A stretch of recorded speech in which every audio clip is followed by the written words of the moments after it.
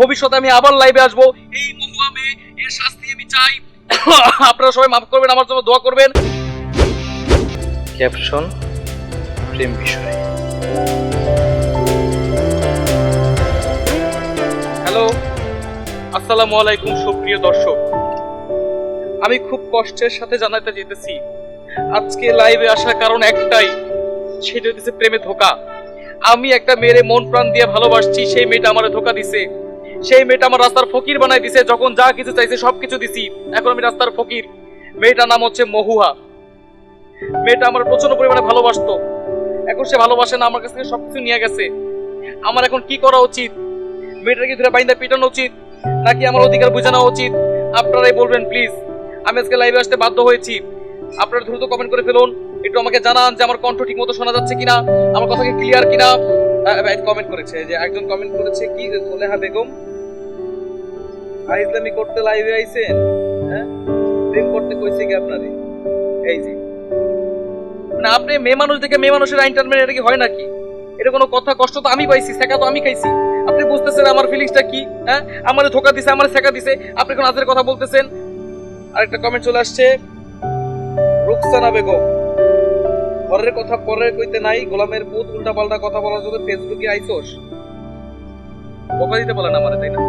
লাইভে হাজার হাজার মানুষ দেখতেছে, আপনি আমারে বকলেন, ঘরের কথা পরের কই কইলাম।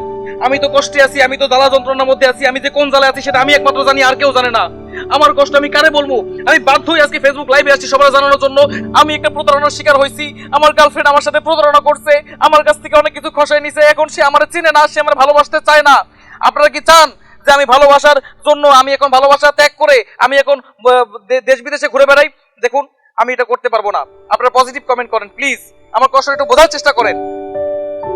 একজন কমেন্ট করেছে, কি নাম, শিলা কি জাবানি, কি নাম রে বাবা, ফেসবুক আইডি শিলা কি জাবানি, কমেন্ট করেছে, বলেছে ভাই ঘরের কথা পরেরকে বলা মূর্খের কাজ। বুঝতে পেরেছি, আপনি অনেক শিক্ষিত, উচ্চমানের শিক্ষিত।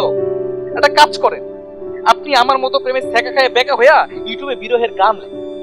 ওই গান ভাইরাল হবে, টাকা ইনকাম করবেন, সেখান থেকে আপনি না কোটিপতি হয়ে যাবেন। ফাইজলামি শুরু করছে। এই ভাই ব্রাদাররা কই? আমার মতো নিঃস্ব, আমার মতো ছেঁকা খাওয়া কোনো ভাই ব্রাদার কি আমার লাইফে নাই?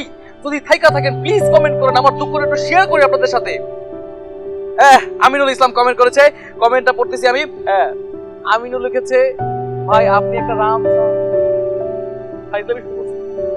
আমি আমার কষ্টের কথা শেয়ার করতেছি আর আপনারা ফাইজলামি শুরু করছেন।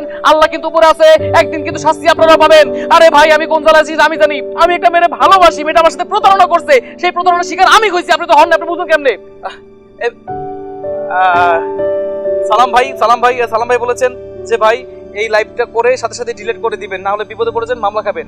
যাক, অবশেষে আমার লাইভে আমি একটা ভালো ব্যক্তি পাইছি যে আমার উপকার করছে। কথা তো সত্য। এমন তো প্রেম করে আমি গেছি, একদম রাস্তা ফকির হয়ে গেছি। এখন যদি লাইফটা ডিলিট না করি তাহলে কি হবো? না, বিরোধী পক্ষরে এই সুযোগ দেওয়াই যাব না। তাহলে সাইবার ক্রাইমে মামলা করে আমরা কামলা বানাই দিব। ধন্যবাদ, আপনার কথা আমি সন্তুষ্ট হলাম। আজকের মতো লাইভ আমি শেষ করছি। তবে হ্যাঁ, ভবিষ্যতে আমি আবার লাইভে আসবো। এই মহুয়া মেয়ে, এর শাস্তি আমি চাই। আপনারা সবাই মাফ করবেন, আমার জন্য দোয়া করবেন যাতে আমি বেঁচে থাকি আর এর উপযুক্ত শাস্তি দিতে পারি। আপনারা সাক্ষী যে এই মেয়ে আমার সাথে প্রতারণা করেছে, এই মেয়ে আমার সাথে 2 নাম্বারি করেছে। কোন জ্বালায় পড়লাম, আমি কি করি?